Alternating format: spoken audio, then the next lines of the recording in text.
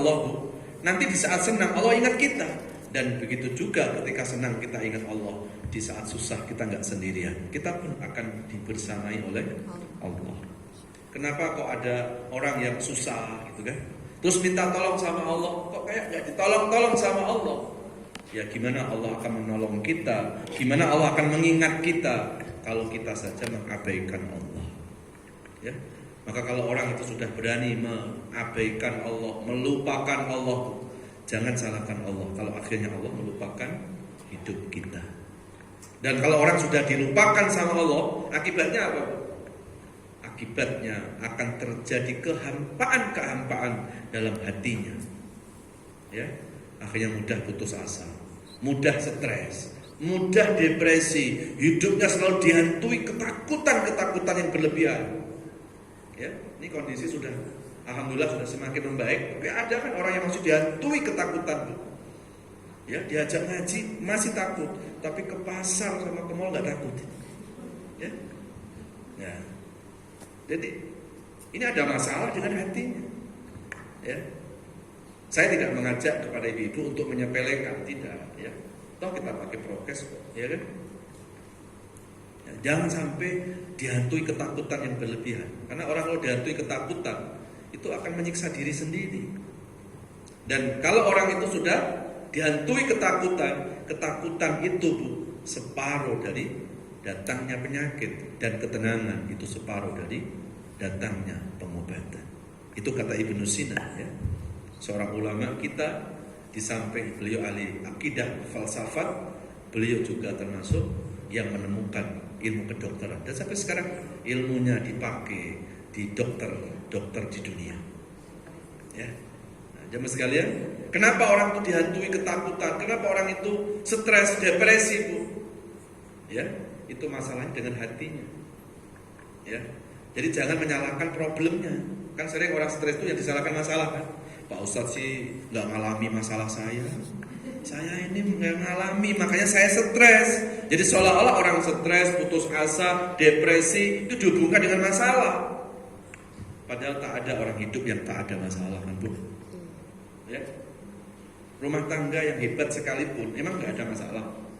Rumah tangga yang hebat bukan rumah tangga yang tak ada masalah, tapi rumah tangga yang mampu melewati masalah. Jadi sebetulnya nggak perlu kita menyalahkan masalah.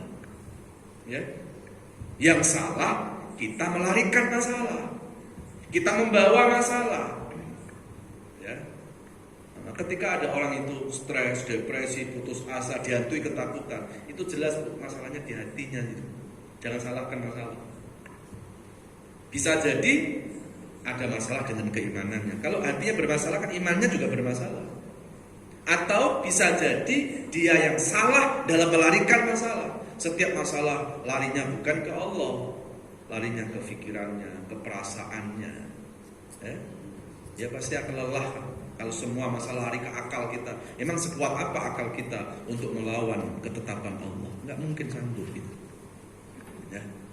Nah, maka kalau kita mau punya hati yang yang bisa menjadi way out, menjadi solusi dalam berbagai macam masalah, maka hati kita harus kita selalu membersamai Allah. Di hati kita harus selalu connect dengan Allah. Ar-Ra'd surat 13 ayat 28. Alladzina amanu wa tatma'innu qulubuhum ala bidzikrillah tatma'innul qulub. Orang-orang beriman itu selalu tenang hatinya. Ya. Dengan apa menenangkan hati itu? Zikrullah, ingatlah. Dengan berzikir, dengan mengingat Allah, hati itu akan tenang. Ya. Jadi ketenangan datang dari siapa? Ketenangan datang dari siapa, Bu?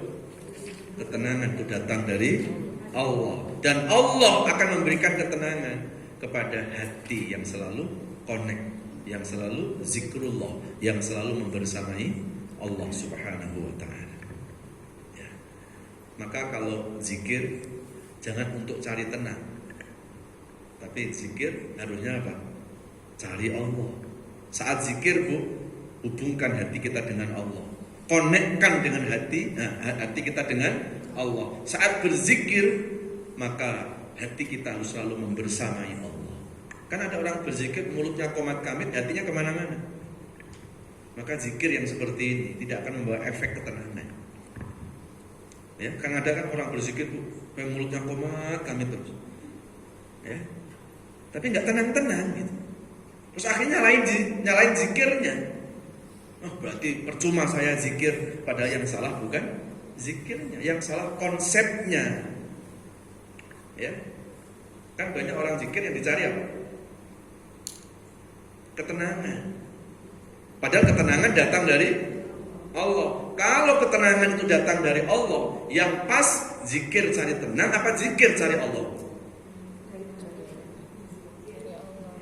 Nah, saya ulangi pertanyaannya ya. Jangan bingung ya. Kalau yang ngasih ketenangan itu Allah kan, berarti saat zikir yang pas cari tenang apa cari Allah? Harusnya cari Allah. Tapi hari ini faktanya banyak orang zikir cari tenang. Makanya nunggu susah baru berzikir. Ya, Ibu umat kami zikir pasti lagi susah. Begitu selesai susahnya, diganti dengan ketenangan, ditanya lagi, kok nggak zikir lagi Bu? Kan sudah tenang Pak Ustaz. Zikir yang seperti ini Bu, nggak membekas di hati. Ya, ya coba kita rubah mindset kita ya. Jadi jangan zikir cari tenang, karena ketenangan datang dari Allah. Kalau ketenangan datang dari Allah, yang pas zikir cari Allah. Kalau udah ketemu Allah, efeknya pasti tenang. Kalau udah hati kita membersamai Allah, Bu, pasti tenang. Sampai Rasulullah mengatakan, orang yang hatinya sudah bersama Allah diberikan ketenangan seperti tenangnya ikan yang ada di air, kata Rasul. Ada nggak ikan nggak kerasan di air? Ada. Itu ikan mau mati. Apalagi ikan masuk wajan. Ya, sudah pasti. Ya. Jadi tenangnya orang yang selalu membersamai Allah itu, kata Nabi, seperti tenangnya ikan yang ada di air. Ya, seperti tenangnya burung yang ada di udara. Ada nggak burung nggak kerasan di udara? Ini kita tangkap burung nih, kita masukin sangkar, harganya jutaan rupiah. Kalau burung bisa ngomong, nggak di situ bahagiaku, kata burung. Bahagiaku ya di udara lepas. Dan seperti itulah orang yang selalu hatinya membersamai Allah akan diberikan ketenangan dalam hidup. Jadi kalau dalam hidup kita kok sering gelisah, sering depresi, sering stres Bu, jangan pernah salahkan masalah. Jangan-jangan hati kita yang bermasalah.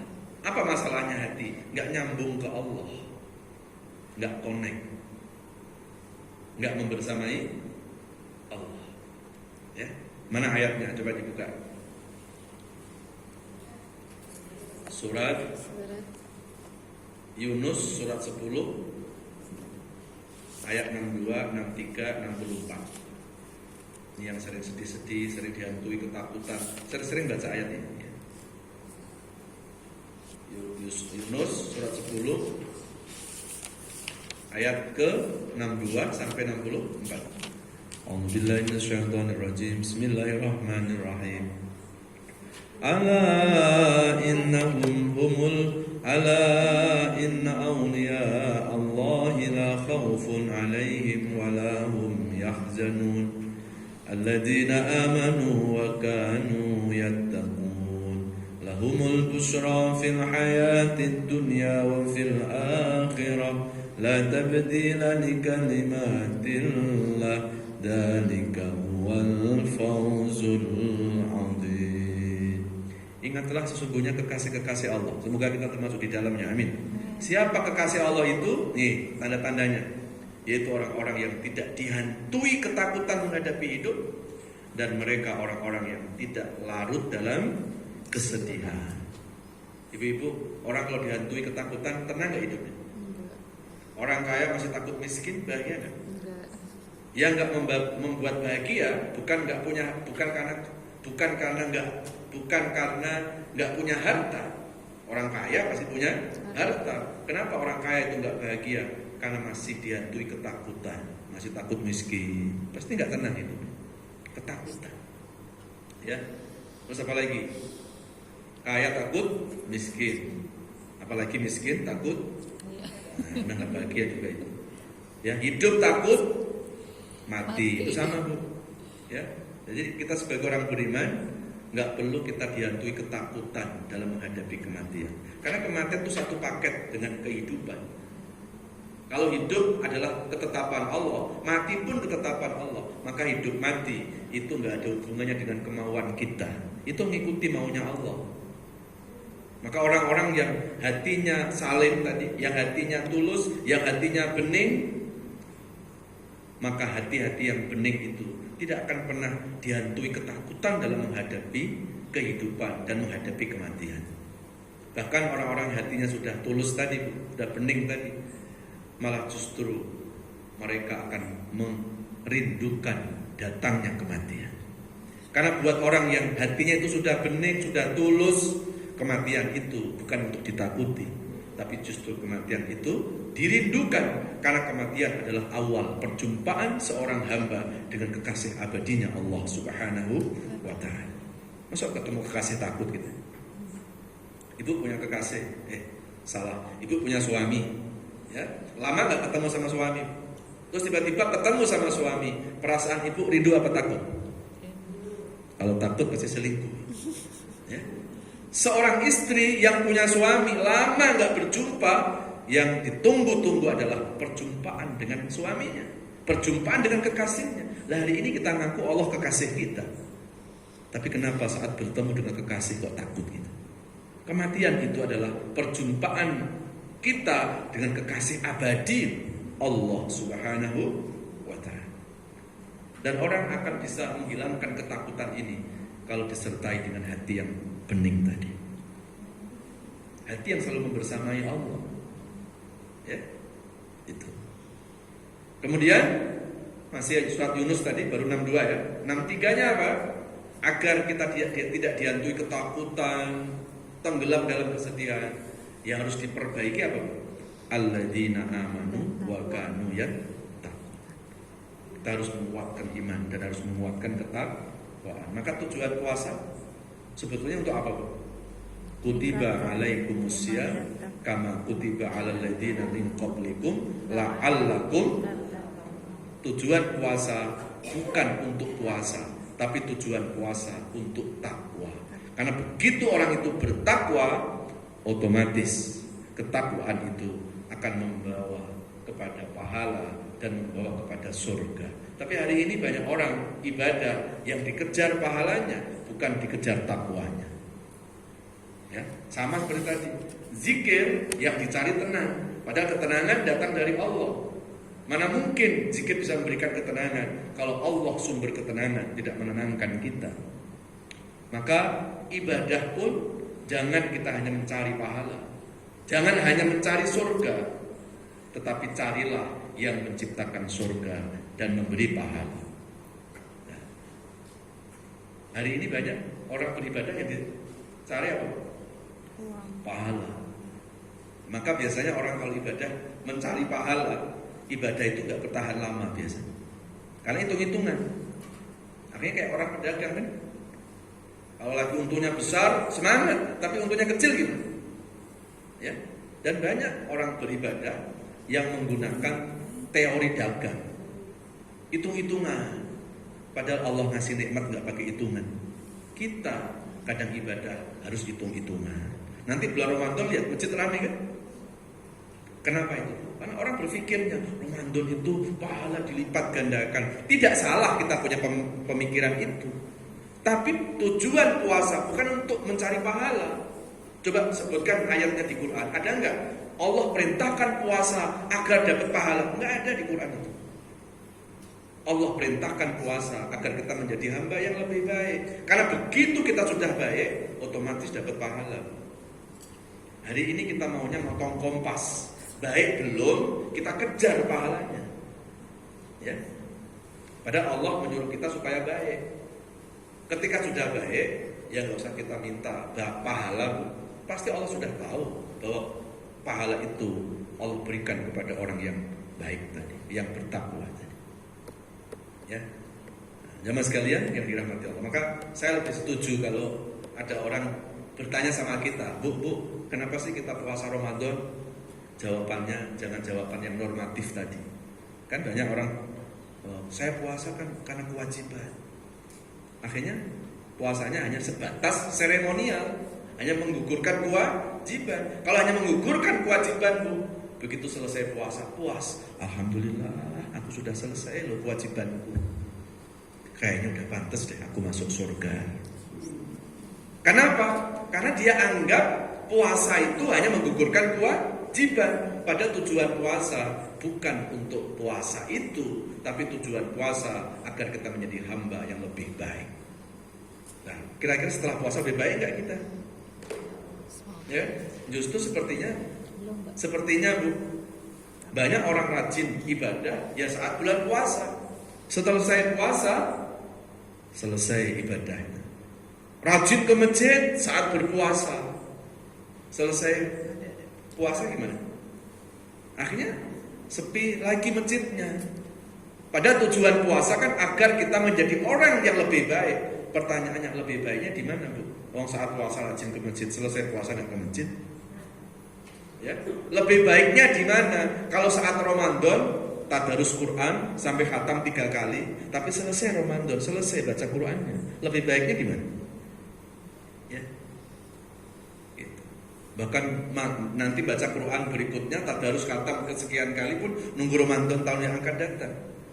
Ya, akhirnya buka Quran sebelum Qurannya dibaca, ditiup dulu. Kenapa ditiup? Nah, berarti pengalaman. Ya. Jadi kalau kepengen tahu nih Quran yang banyak debu sama yang enggak, itu menjadi ukuran. Quran yang sering dibaca itu pasti enggak berdebu, lecek gitu kan. Lihat aja Quran yang lecek-lecek itu sering dibaca itu. Tapi kalau Qurannya rapi banget itu, ya, berarti jarang enggak Pak Ustaz, aku kan hafal, ya sudahlah enggak apa-apa ya. Jadi jangan selesai Ramadan, selesai semuanya. Maka saya lebih setuju kalau ada orang bertanya, kenapa Bapak Ibu berpuasa? Jawabannya, la'allakum tattaqun. Karena saya kepengen jadi orang yang lebih baik. Targetnya lebih baik. Ya. Jadi bukan hanya sebatas menggugurkan kewajiban. Apalagi hanya mengejar pahala, mengejar surga. Pahala surga itu jangan jadikan tujuan.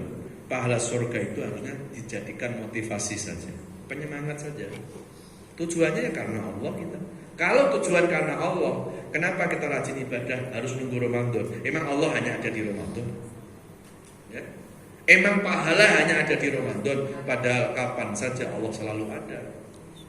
Maka kalau ada orang ibadahnya musiman, itu pasti ibadahnya belum sepenuhnya lillahi ta'ala. Kalau benar-benar karena Allah, dia gak peduli mau Ramadan, gak Ramadan, ke masjid aja terus. Baca Quran terus. Tidak perlu harus dihubungkan dengan bulan Ramadan dan yang lain-lain. Ya. Nah, jemaah sekalian yang dirahmati Allah Subhanahu wa taala.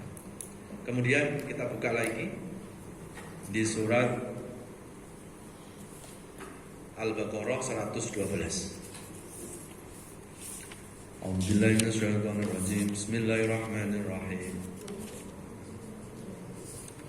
Bala man aslama wajhahu lillahi wa huwa muhsinun falahu ajruhu inda rabbih wala khaufun 'alaihim wala hum yahzanun. Sadaqallahul. Al-Baqarah berapa? 112. Tidaklah demikian barang siapa yang hidupnya selalu aslam. Aslam itu apa, Bu? Selalu berserah diri, selalu membersamai Allah, selalu tunduk kepada Allah, tidak tunduk kepada hawa nafsunya, dan selalu diikuti dengan perbuatan-perbuatan yang baik, maka dijamin oleh Allah nanti di akhirat dia akan mendapat pahala yang besar, dan di dunianya dia tidak akan dihantui ketakutan dan tidak akan larut dalam kesedihan. Jadi kalau hidup mau bahagia, menurut ayat tadi ada 2 kuncinya. Pertama, hidup ini harus selalu membersamai Allah. Aslam. Ya, kalau hidup selalu membersamai Allah, insya Allah tenang hidup ini. Seorang anak, kenapa dia tenang dalam dekapan orang tuanya? Ya, karena anak ini merasa kalau aku didekap orang tua itu yang melindungi aku. Orang tua itu yang mengurus aku. Nggak mungkin orang tua aku menyengsarakan aku. Seorang anak dalam dekapan orang tuanya aja tenang, apalagi seorang hamba dalam dekapan Tuhannya. Ya. Jadi ketika hidup ini mau diberikan kebahagiaan, kita harus selalu mendekati sumber kebahagiaan. Sumber kebahagiaan itu datangnya dari Allah Subhanahu wa taala. Ya. Coba dibuka surat Al-Hasyr surat 59 ayat 19. Wala takunu kalladzina nasullaha fa'amsahum anfusahum ulaika humul fasiqun. Janganlah kita menjadi orang yang melupakan Allah, mengabaikan Allah. Kalau kita melalaikan Allah, melupakan Allah, maka Allah pun juga akan mengabaikan hidup kita. Allah akan melupakan hidup kita. Berarti ingat Allah kapan, Bu? Ingat Allah kapan? Saat senang, saat susah, saat apapun, saat sehat, saat sakit. Jangan pernah kita tinggalkan Allah. Maka hati yang selalu nyambung dengan Allah, insya Allah hati itu akan diberikan ketenangan oleh Allah Subhanahu wa ta'ala. Ya. Nah, semoga hati-hati kita sebelum puasa ini, ya, kita bisa hindarkan dari penyakit-penyakit hati tadi. Ya. Apa sih penyakit hati itu? Di antaranya apa? Penyakit hati adalah hasud, iri. Ini kita hilangkan sebelum Ramadan. Ya. Apa sih hasud itu? Apa sih iri itu? Iri itu senang lihat orang susah, tapi juga susah lihat orang senang. Jadi kalau ada orang senang, Bu, dia meriang. Ya. Tapi ketika lihat orang itu susah, dia senang. Ini penyakit hasud. Ya. Dan kata Rasulullah, penyakit hasud ini akan menghapuskan amal kebaikan seperti api membakar kayu bakar. Ini ibu berpuasa sebulan suntuk nih. Kalau hasud masih di hati ibu, maka kebaikan itu akan dihilangkan oleh penyakit hasud itu.